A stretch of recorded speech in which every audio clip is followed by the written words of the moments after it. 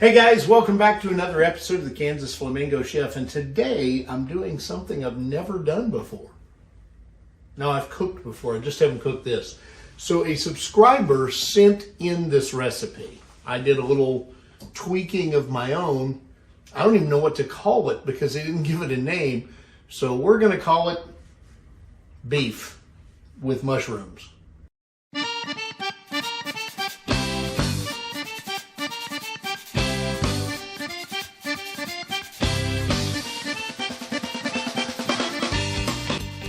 So the ingredients are really pretty easy. I went and got some round steak and I cut it into individual slices. So it's, kind of like that, nice size slice. I needed some bacon and I just chopped the bacon up. So the first thing we're gonna do is put a little olive oil in the pan. Probably don't need a whole lot, maybe a couple of teaspoons. I like a lot of olive oil, so put a little extra in there. And then we're going to move the olive oil around the pan and get that nice and seasoned and ready. I've got my heat set at about medium high-ish.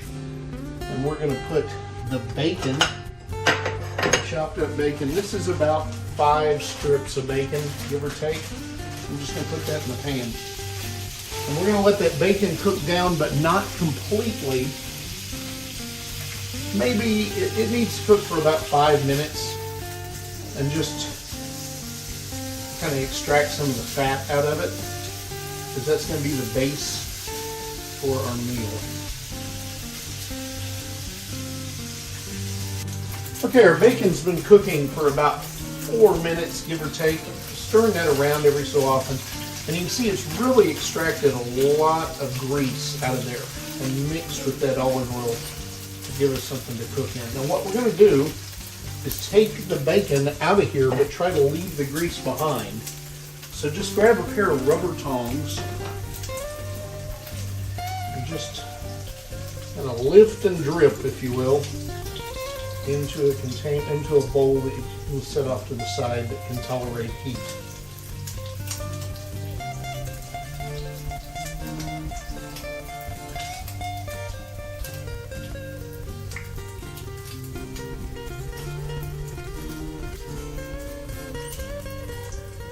Once you have all the bacon out and you bring your heat down just a bit, we're going to put the beef in here,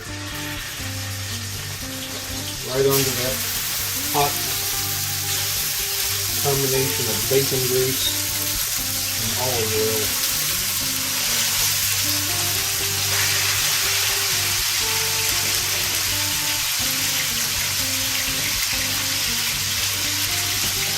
I'm going to brown these about 4 to 5 minutes aside. It's not a bad idea to cover them so you don't have a splatter.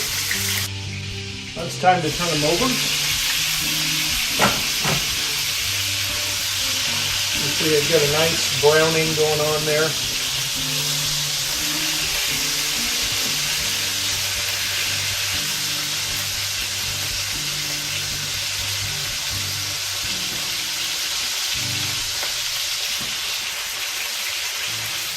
And we'll cook the other side for about 4 minutes.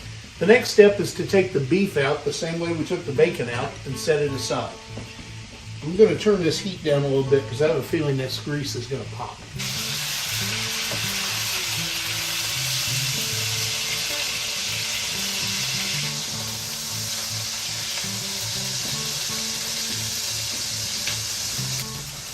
We're going to add mushrooms to this next. Now, I'm going to add about half the weight of mushrooms I had in beef. I had about 2 pounds of meat, so I've got a pound of whole mushrooms. And they're just going to go in there. And I'm going to let those cook, for about 2 or 3 minutes, just to soften them up a little bit and get some of that awesome flavor from the beef into it. So we took the beef out, we took the bacon out, we browned our mushrooms. Now we're going to take them out. Same trick, just take them out of here with the tongs, set them aside. Man, those look good. If you don't like mushrooms, something's wrong with you. But there's just something about a really, really good cooked mushroom. I'm going to bring the heat down a little bit to low, and I'm going to add half a stick of butter. And I'm going to let this render down so that we get some cooking fat back into the pan. Now, we're going to add carrots and onions. Now, what I've got here is a small chopped up onion. You can use a yellow onion, a white onion, a red onion. I used a yellow onion. And I've got 5 carrots that I've cut into medium thick size. We're just going to put all of that right into that wonderful butter.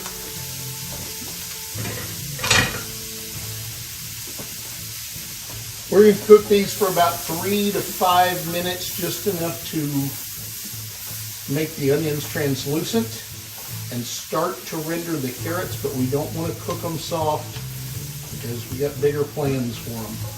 I wish you could smell this. I really do. I mean, I'm just overwhelmed by the sugars from the carrots and the onions, and then that juice that's come out of the meat. It's absolutely amazing. Okay, now what we're going to do next, we're going to put the mushrooms back in here. I know it seems weird, we took them out, we're putting them back in.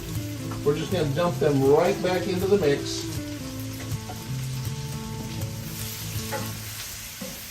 And we're going to let this cook all together for about 3 or 4 minutes.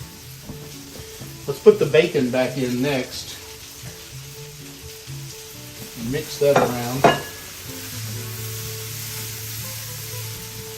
This only needs to be mixed up for a moment before we add our next ingredient. This is a heaping teaspoon of tomato paste. I'm going to put that in there and kind of mix it in as best we can. Keep in mind, tomato paste has to break down by getting warm for it to mix.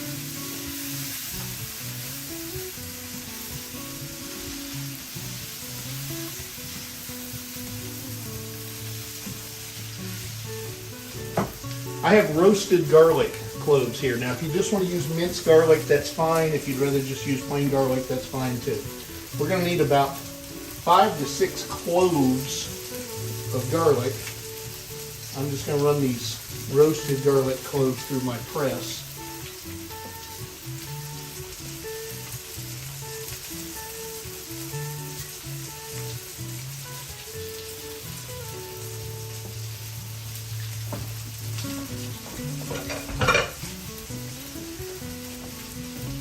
Mix that together and let that cook for 2 to 3 minutes so that garlic settles in.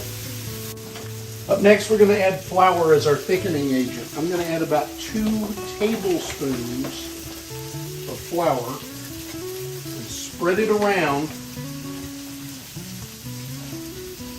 and then mix it in.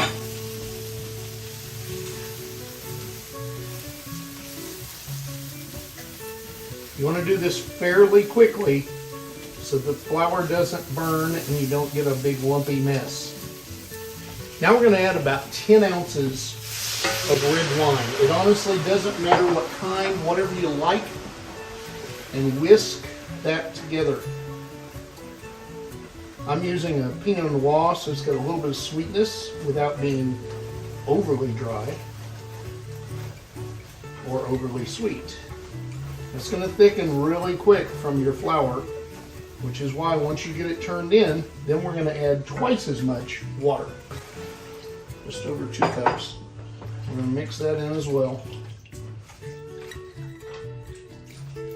Add some salt and pepper. Salt to taste. I'm going to put about, a little over a teaspoon. I'm going to add about the same amount of black pepper.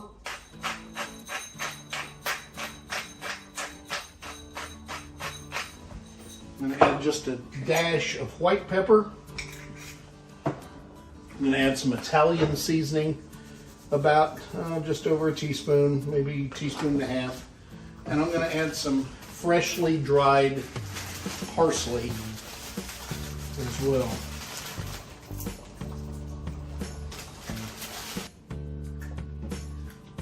Once you get that stirred in, it's time to put the beef back in.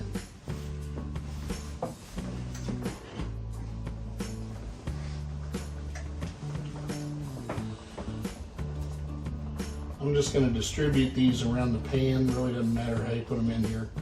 But don't pour that juice down the sink. Put it in the dish.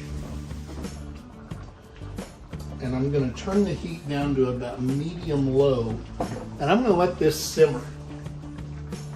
It needs to simmer for an hour. Maybe even longer. See you after bed. All right, so I stuck this in the oven for a little bit because I wanted to get it all set up real well. There is the finished product. Now I have my oldest son and a friend of his over here to be my guinea pigs. I'm going to serve this over rice. The young lady who sent me the original recipe said mashed potatoes, but I like rice, so I'm going to do rice. We'll serve it up and see what it looks like. All right, so the finished product, hopefully you can see, looks like that. I've got the wine that I cooked with. We have no idea if it's any good, but we're about to find out. It was rated high, so it can't be that bad. It's kind of cheap. All right, boys, you're first. Tell me what you think. All right. Boys, I say. You're men.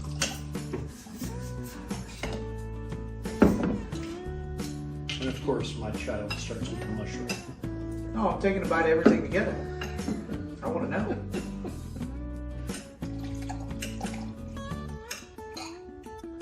So for those of you who watch the channel regularly, last time you probably saw the bald gentleman at the end of the table was when we were making beer about a year and a half ago. All right, so we have the silence, which generally means I'm a fan.